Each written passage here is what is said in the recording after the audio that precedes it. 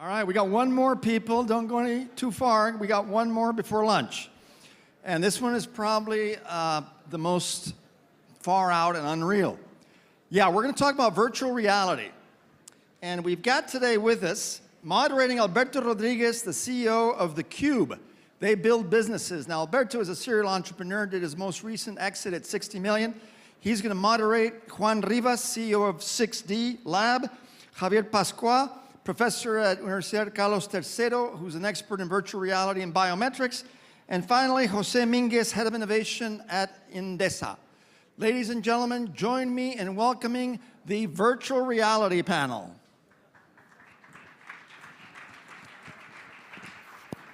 We're actually going to start with a video that we want you to watch, and then they're going to start the panel. Connectivity, development, technology, research, innovation, and a constant search for new products and services form part of Endesa's DNA.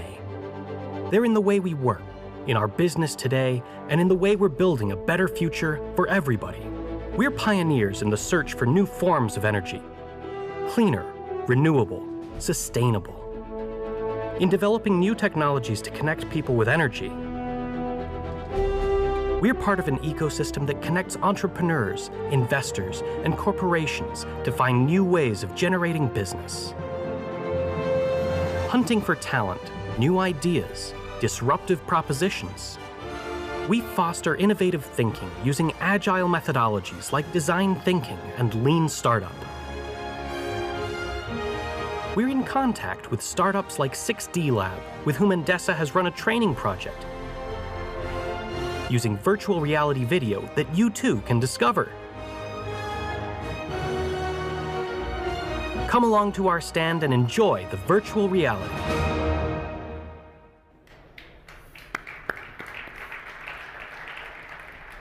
Hello, welcome to this Beyond Reality panel. Thank you for coming. Well, probably most of you have heard about immersive experiences, the promises that they will transform how we learn, how we make decisions, and how we interact with the physical world. Probably most of you have heard about gaming, and probably most of you have tried virtual reality glasses for gaming. We are here today to talk about another point of view of virtual reality. This is what we call Beyond Reality, and we are going to talk about business. We are going to talk about different interactions. So, having here with me Jose, he is head of innovation of Endesa. The first question is obliged. Jose, what the hell has the relationship between energy and virtual reality?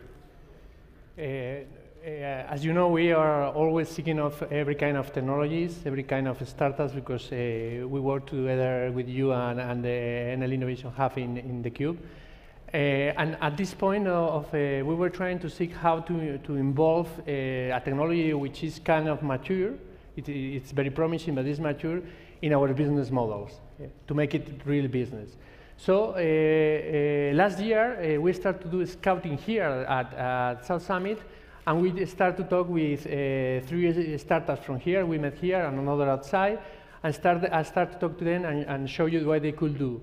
We have in our mind to virtualize the control center, which I will show you in the results in a minute.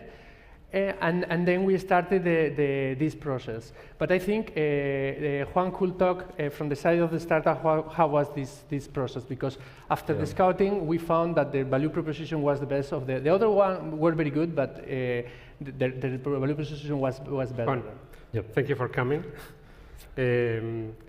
You just have to know that in the innovation hub of Enel, that I have the pleasure to have it at theCUBE, they are scouting constantly a lot of startups. They are scouting in a year 350 startups, 70 with results in the business, and you are one with real results. So this is great. Yes.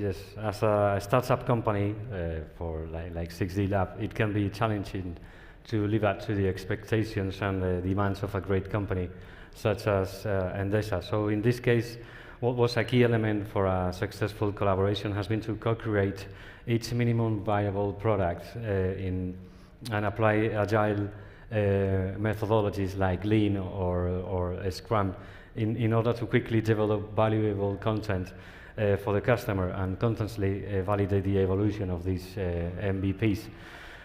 Regarding that hard tender, there was a high expectation in every aspect, and competition with other South Summit startups was really strong. But at the end, 6D Lab was selected to develop its VR and AR projects for Endesa, passing through several validations and very hard selection processes.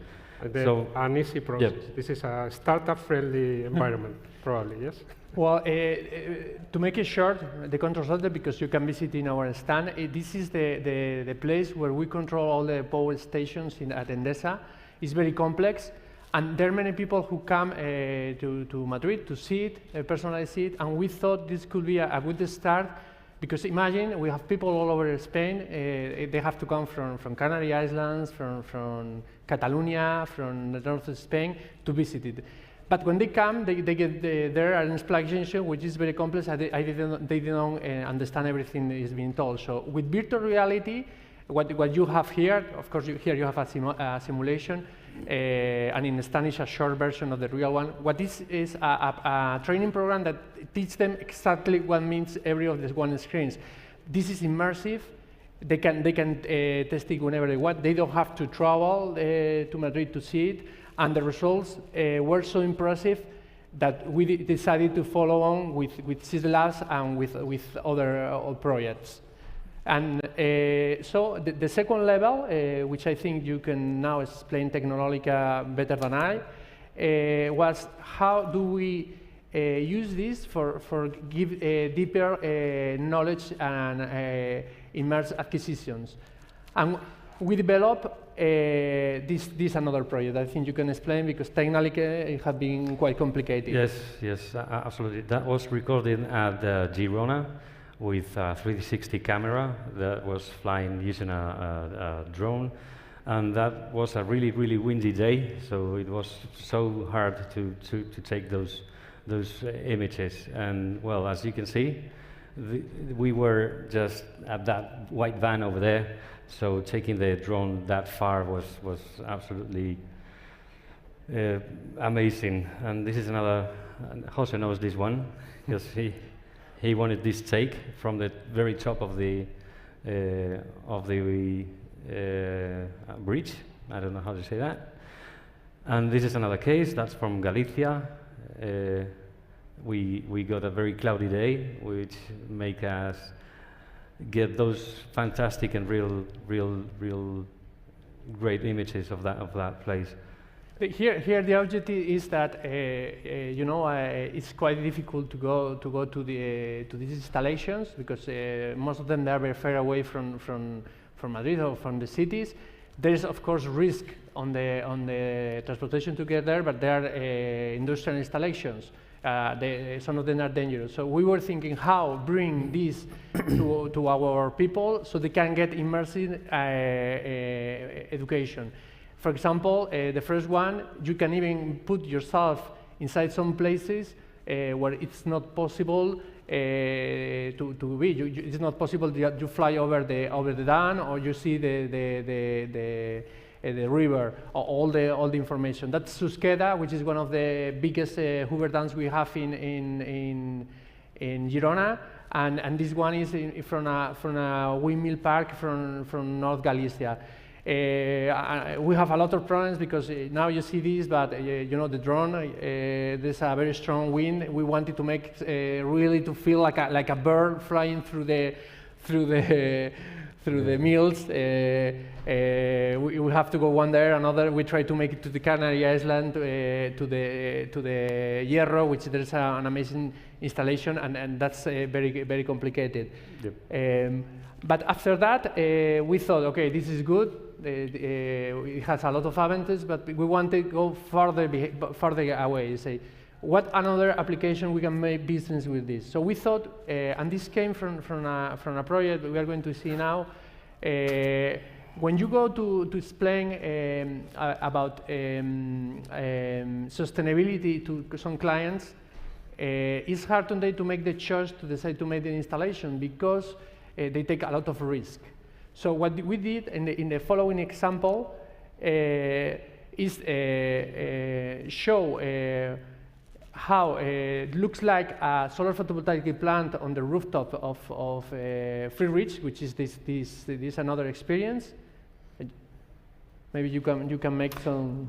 Yeah, actually, this is another use case of virtual reality. The other one in Endesa's Endesa's Energy Control Center, we could see how it could help in the training processes, and this is another example. And I'd like to say that is for another kind of processes, is technical sales, which is the case of Faro Jandia. Where its main goal is to show potential clients these different technologies like the heat pumps or solar panels, and it's much easier to explain to them this potential of these technologies rather than using traditional methods. For me, that's impressive. Yeah.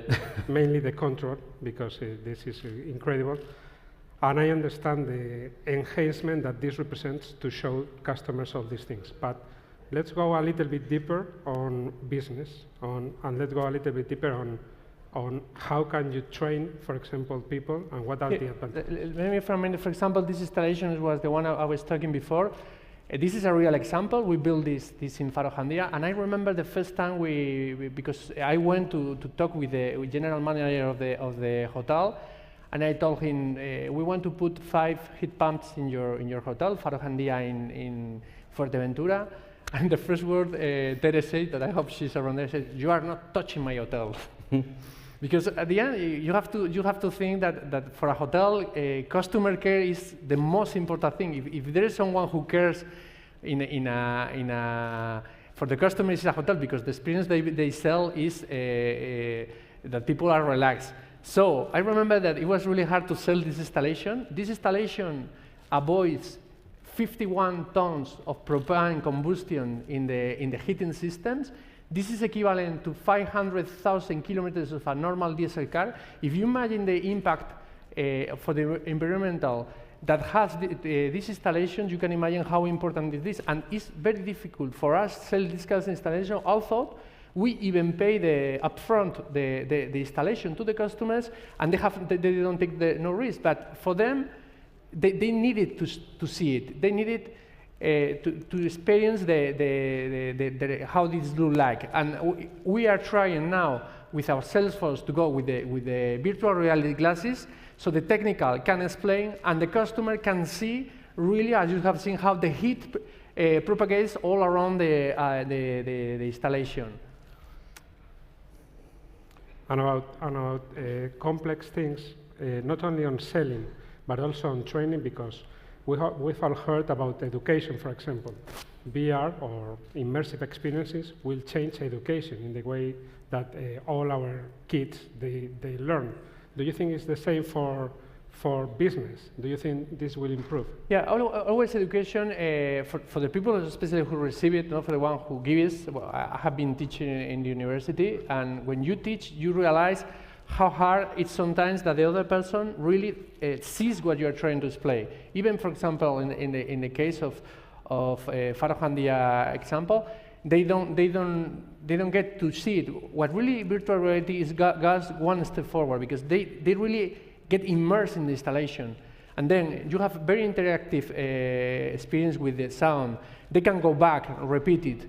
You can register, we are registering the interactions to help them to improve this education. You get feedback, so you can improve. And this, with a normal education, you can do it. This is not just showing a good-looking video to people. It's just really that they understand how can you explain how the heat gets inside an installation. There you have the bubbles, you have the heat, you can see actually how this, in the case of the photovoltaic plant, you see the photons, how they produce the electricity. This is really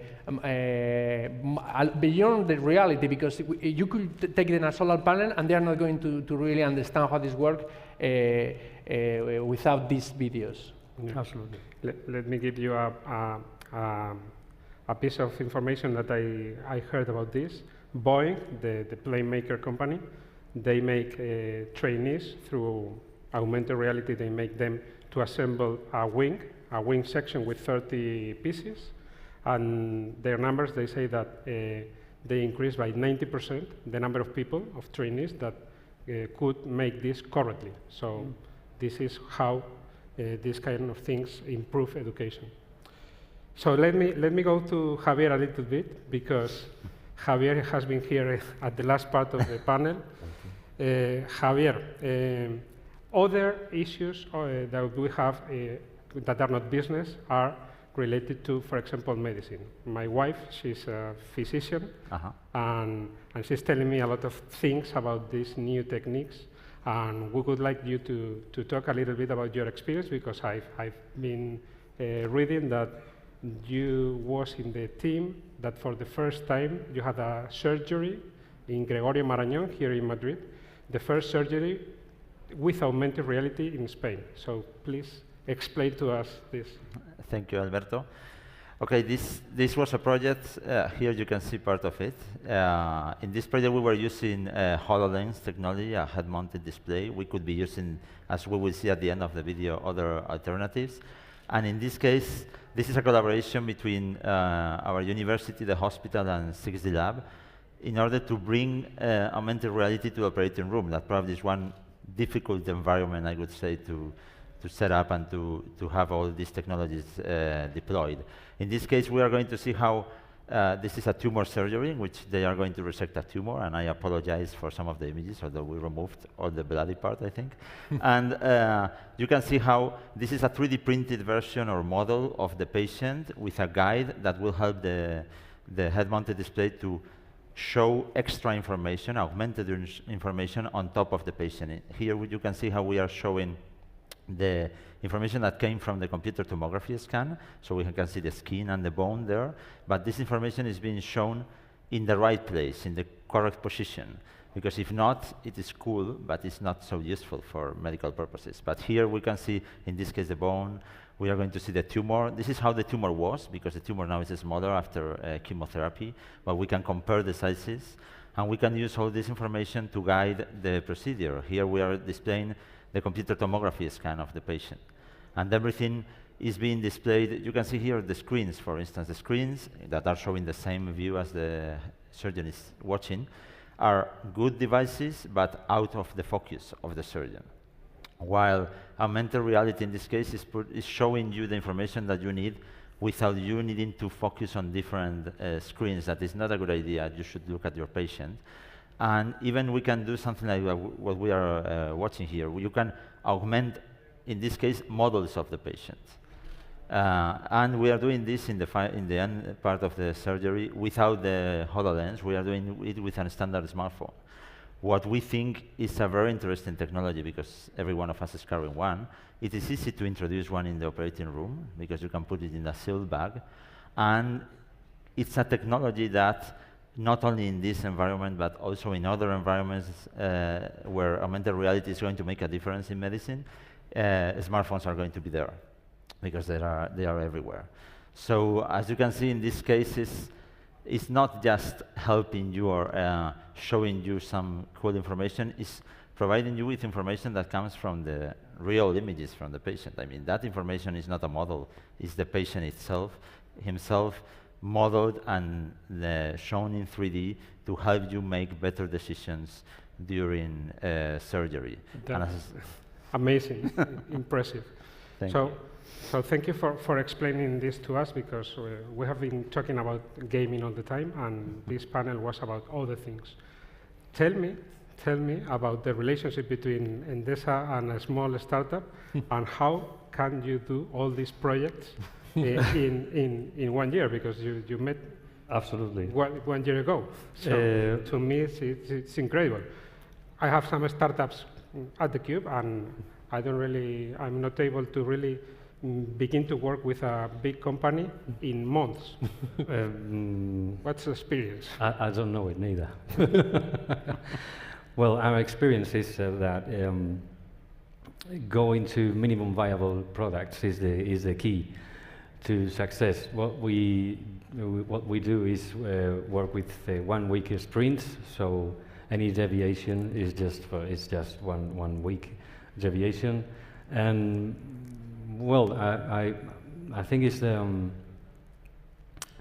for me personally, it's amazing to be seated here. Since 4 years ago, I remember coming to the South Summit with a pass that someone gave me, and I was just by my own at my home, just doing some experiments and blah blah blah. So getting into here, seated side by side with Endesa and Gregorio Marañón, well, I don't know how to really explain this to you. I think this without sleeping at night and making so many wrong decisions and learning all the time. So that's our key, to move fast.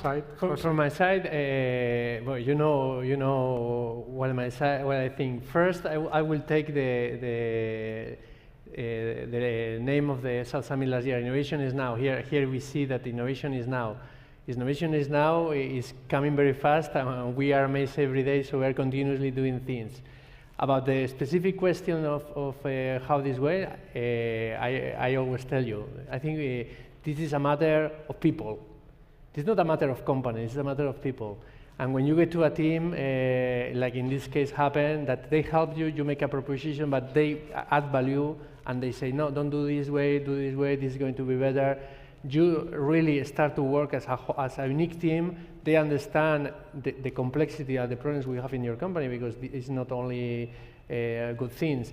And we understand the problems they have, and we work together. And here is where really the open innovation model works, because at the end, it's a matter of that we are very good in some things, and they are very good in other things. I don't care about the technology, about virtual reality. This is the reason why I hired. I trust them. I know they are good. They make me propositions, and at the end, this is a teamwork to together make something which is innovation is business. The moment we have innovation in use for our business lines, for our clients, we have succeeded. And I think here I'm very proud. What we are showing you is just a little part of it. This is prepared for you to show, but behind is a real project of Salesforce who are going to use this to really make people understand that we need together to improve sustainability to fight against climate change. For me, what you said is clear, because I'm an entrepreneur. I always say it's not what do we have to do, is who is going to do this. So it's a question of people. So it was terrific. So thank you very much for the real examples. We wanted you to see real examples and not American videos on gaming and all these things, on how virtual reality, immersive experiences are coming into the business. And I invite you to go to the Endesa, in the Endesa booth, because you will have some of your demos, and you will have an augmented reality electrical vehicle that it's amazing to experience. So thank you very much for you to come, and thank you very much for the explanations. And Jose, thank you for keeping alive all this new innovation in a big corporation like Endesa. Okay? Thank you. Okay, thank you.